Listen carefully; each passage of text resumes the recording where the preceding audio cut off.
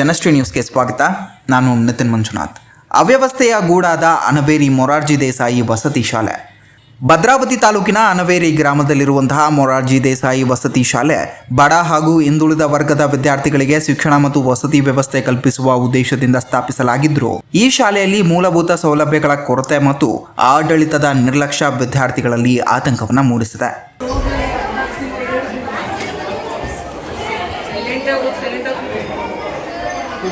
ಆಹಾರದ ಗುಣಮಟ್ಟದ ಬಗ್ಗೆ ವಿದ್ಯಾರ್ಥಿಗಳ ಆಕ್ರೋಶ. ವಿದ್ಯಾರ್ಥಿಗಳ ಪ್ರಕಾರ ಶಾಲೆಯಲ್ಲಿ ನೀಡಲಾಗ್ತಿರುವಂತಹ ಆಹಾರದ ಗುಣಮಟ್ಟ ತುಂಬ ಕೆಟ್ಟದಾಗಿದೆ. ಕೆಲವೊಮ್ಮೆ ಊಟದಲ್ಲಿ ಹುಳಗಳು ಕಂಡುಬಂದಿವೆ ಎಂದು ವಿದ್ಯಾರ್ಥಿಗಳು ಆರೋಪಿಸಿದ್ದಾರೆ. ಹೊಟ್ಟೆ ತುಂಬ ಊಟ ನೀಡೋದಿಲ್ಲ ಎಂಬ ದೂರು ಸಹ ಕೇಳಿಬಂದಿದೆ. ಸಾಂಬಾರು ಬದಲು ಉಪ್ಪಿನಕಾಯಿ ಮತ್ತು ನೀರು ಹಾಕಿ ಸಾಂಬಾರೆಂದು ನೀಡುವಂತಹ ಘಟನೆಗಳು ಕೂಡ ಎದುರಾಗಿದೆ.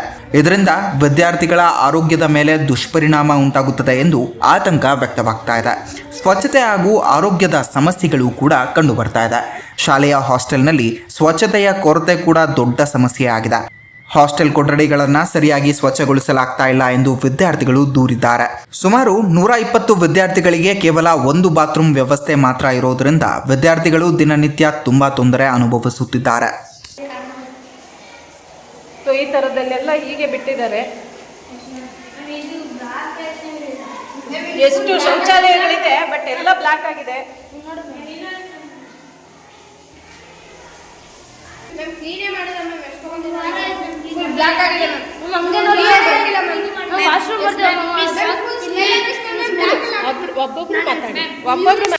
ಭದ್ರತಾ ವ್ಯವಸ್ಥೆ ಬಗ್ಗೆ ಕೂಡ ಆತಂಕ ವ್ಯಕ್ತವಾಗ್ತಾ ಇದೆ. ಹಾಸ್ಟೆಲ್ನಲ್ಲಿ ವಿದ್ಯಾರ್ಥಿಗಳ ಭದ್ರತೆಗೆ ಸೂಕ್ತ ವ್ಯವಸ್ಥೆ ಇಲ್ಲ ಎನ್ನುವಂತಹ ಆರೋಪ ಕೂಡ ಪೋಷಕರಿಂದ ಕೇಳಿ ಬರ್ತಾ ಇದೆ. ಆಡಳಿತ ಮಂಡಳಿ ವಿದ್ಯಾರ್ಥಿಗಳ ಸುರಕ್ಷತೆಗೆ ಹೆಚ್ಚಿನ ಗಮನ ನೀಡ್ತಾ ಇಲ್ಲ ಎಂದು ಸ್ಥಳೀಯರು ಹೇಳಿದ್ದಾರೆ.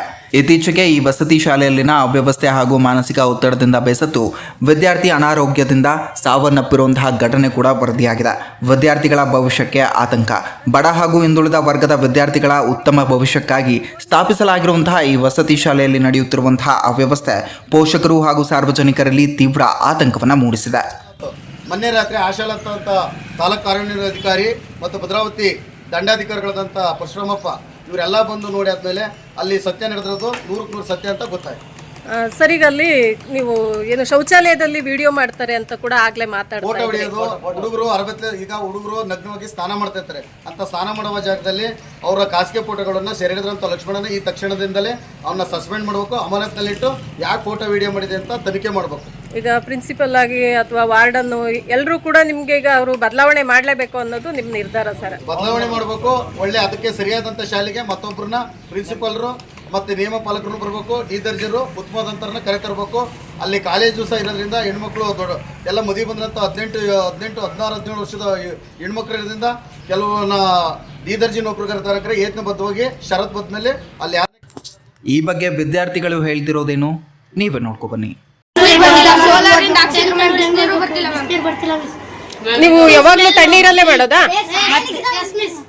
ತಣ್ಣೀರಲ್ಲೇ ಸ್ನಾನ ಮಾಡೋದಾ?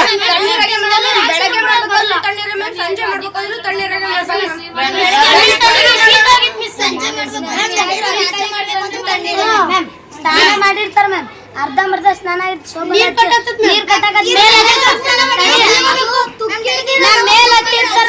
ಮೇಲೆ ಸ್ನಾನ ಮಾಡಿ ಬಂದಿರ್ತಾರ.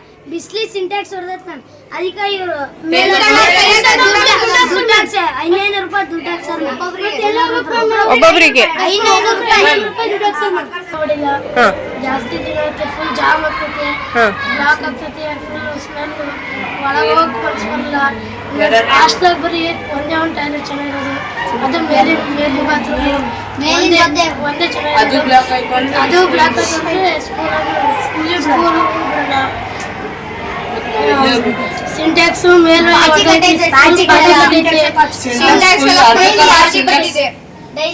ಮೇಲೆ ಫುಲ್ ಪಾಚಿ ಕಟ್ಟಿದ್ ಮ್ಯಾಮ್. ಅಲ್ಲೇನು ಸ್ನಾನ ಮಾಡ್ಬೇಕಾದ್ರೆ ಅರ್ಧ ನೀರು ಕಟ್ಟಿದ್ರೆ ಫುಲ್ ಡ್ರೈನೇಜ್ ಸ್ಮೆಲ್ ಬರ್ತೈತೆ ಮ್ಯಾಮ್. 10th ಅವರೆಲ್ಲ ಮ್ಯಾಮ್ ಹೆಂಗ್ ಓದ್ಬೇಕು ಮ್ಯಾಮ್? ಅವ್ರ ಡ್ರೈನೇಜ್ ಪಕ್ಕನೇ ಐತಲ್ಲ ಮ್ಯಾಮ್ ಅವ್ರ ಕ್ಲಾಸ್ ಮ್ಯಾಮ್, ಅವ್ರು ಹೆಂಗ್ ಓದ್ಬೇಕು ಮ್ಯಾಮ್? ಮ್ಯಾಮ್ ಈ ಸರಿ ಅವ್ರು ಮಾರ್ಕ್ಸ್ ತರ ಮ್ಯಾಮ್, ಅವ್ರ ಮುಂದೆ ಜೀವನಕ್ಕೆ ಯೂಸ್ ಆಗತ್ತೆ ಮ್ಯಾಮ್. ಅವ್ರು ಹೆಂಗ್ ಮ್ಯಾಮ್ ಮಾಡ್ತು ಓದ್ಬೇಕು ಮ್ಯಾಮ್?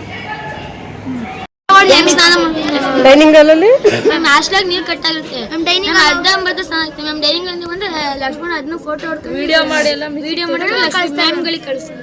ಮ್ಯಾಮ್ ಯಾರು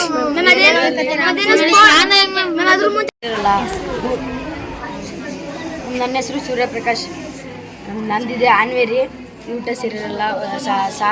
ಸಾರಲ್ಲಿ ಉಪ್ಪಿನಕಾಯಿ ಹಾಕಿ ಸಾರು ಮಾಡ್ತಾರೆ. ಉಪ್ಪಿನಕಾಯಿಗೆ ನೀರು ಹಾಕಿ ಕೊಡ್ತಾರೆ. ಅನ್ನದ ಊಟದಲ್ಲಿ ಹುಳ ಇರ್ತದೆ. ಊಟದ ಸಿಂಟ್ಯಾಕ್ಸ್ ಎಲ್ಲ ಸರಿಯೇ ಇರಲ್ಲ. ಸಾರ ಗೋಣಿಚೀಲ ಇತ್ತು. ಇದು ಊಟದ ಸಿಂಟ್ಯಾಕ್ಸ್ ಅರ್ಧಕ್ಕರ್ಧ ಪಾಚಿನೇ ಇದೆ. ಅರ್ಧ ಭಾಗ ಪೇರೆಂಟ್ಸ್ ಬಂದರೆ ಅಲ್ಲಿ ಹಾಸ್ಟೆಲ್ ಹತ್ರ ಬರೋಕ್ಕೆ ಬಿಡಲ್ಲ. ಅಲ್ಲಿ ಪೇರೆಂಟ್ಸ್ ಬಂದರೆ ಅಂಬ್ಲಿ. ನನ್ನ ಹೆಸರು ಹೇಮಂತ್ ಪಟೇಲ್. ಓದುತ್ತಿರೋದು 7ನೇ ತರಗತಿ. ನಮ್ಮೂರು ಮೈದೋಡ ಮಲ್ಲಪುರ. ಇಲ್ಲಿ ಪೇರೆಂಟ್ಸ್ ಏನಾರು ಬಂದಂದ್ರೆ ಅರ್ಧ ಗಂಟೆ ಕಾಯಿಸಿರ್ತಾರೆ. ನಮಗೆ ಬಿಡೋದಿಲ್ಲ. ಒಂದೊಂದು ಪಟ ನೋಡೋಕ್ಕೂ ಬಿಡಲ್ಲ ಮ್ಯಾಮ್. ನಮಗೆ ಇಲ್ಲೆಲ್ಲ ನಮಗೆ ಊಟ ಸರಿ ಇಲ್ಲ, ಊರಿಗೆ ಕಳಿಸಲ್ಲ. ನಮಗೆ ಹುಷಾರಿದ್ರು ನಮಗೆ ಏನಾಗಲ್ಲ. ನಾಟಕ ಮಾಡ್ತೀರ. ನಮಗೆ ನಾಟಕ ಅಂತಾರೆ. ಆಮೇಲೆ ಮೊನ್ನೆ ಒಂದು ಅಕ್ಕ ಸತ್ತು ಹೋಗಿದೆ. ಆಮೇಲೆ ಅದೇ ಥರ ಹಾಸ್ಟೆಲ್ಗೆ ಭೇಟಿ ನೀಡಿದ ಜಿಲ್ಲಾ ಪಂಚಾಯತ್ ಸಿಇಒ ಹೇಮಂತ್ ಕುಮಾರ್. ಅನ್ವೇರಿ ಮೊರಾರ್ಜಿ ದೇಸಾಯಿ ವಸತಿ ಶಾಲೆಯಲ್ಲಿನ ಸಮಸ್ಯೆಗಳ ಕುರಿತು ಬಂದಂತಹ ದೂರುಗಳ ಹಿನ್ನೆಲೆಯಲ್ಲಿ ಜಿಲ್ಲಾ ಪಂಚಾಯತ್ ಸಿಇಒ ಹೇಮಂತ್ ಕುಮಾರ್ ವಸತಿ ನಿಲಯಕ್ಕೆ ಭೇಟಿ ನೀಡಿ ಪರಿಶೀಲನೆ ನಡೆಸಿದ್ದಾರೆ. ಪರಿಶೀಲನೆ ವೇಳೆ ವಿದ್ಯಾರ್ಥಿಗಳಿಂದ ನೇರವಾಗಿ ದೂರುಗಳು ಮತ್ತು ಸಮಸ್ಯೆಗಳ ಬಗ್ಗೆ ಮಾಹಿತಿ ಪಡೆದುಕೊಂಡರು.